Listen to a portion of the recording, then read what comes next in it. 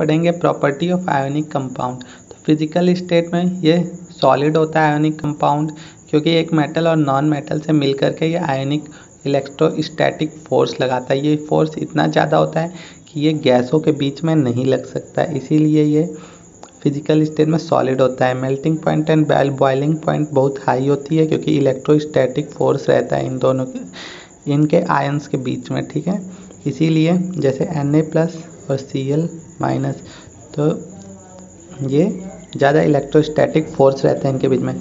Conductivity, ये bad conductor of electricity है अगर ये सॉलिड स्टेट में है, लेकिन जब ये आयंस फ्री हो जाए, फ्री कैसे होंगे, पानी में डाल करके, तो ये कंडक्ट करने लगेंगे इलेक्ट्रिसिटी। अगर इसको हम पानी में डाल दें या मॉल्टन स्टेट में हो, तो इनके आयंस फ्री हो जाएंगे, फोर्स ऑफ अट्रैक्शन इनमें वीक हो जाएगा, इसीलिए ये फिर आपका इलेक्ट्रिसिटी कंडक्ट करेंगे।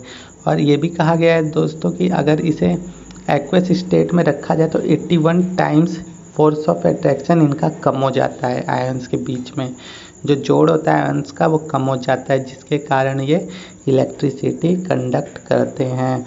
तो आइसोमेरिज्म, अब नेक्स्ट पॉइंट है, ये आइसोमेरिज्म शो करते हैं, तो हमारा आंसर है नो, ये आइसोमेरिज्म नहीं शो करते हैं, क्योंकि इनका कोई स्ट्रक्चरल फार्मूला ही नहीं है दोस्तों कि ये आइसोमेरिज्म शो करें, ठीक है दोस्तों।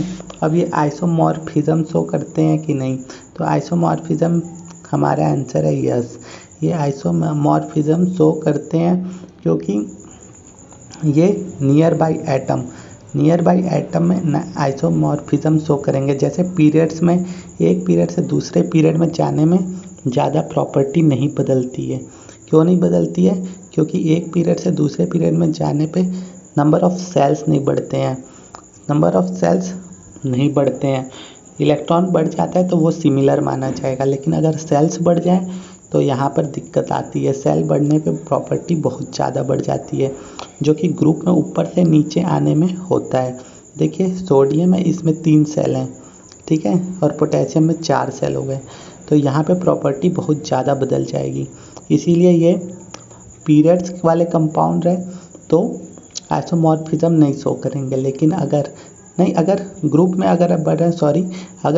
बढ़ रहे हैं तो आइसोमॉर्फिज्म नहीं शो करेंगे, अगर पीरियड में बढ़ रहे हैं तो आइसोमॉर्फिज्म शो करेंगे। ओके दोस्तों, तो आप इस वीडियो को 2 बार देखिए तो आपको ज़्यादा समझ में आएगा।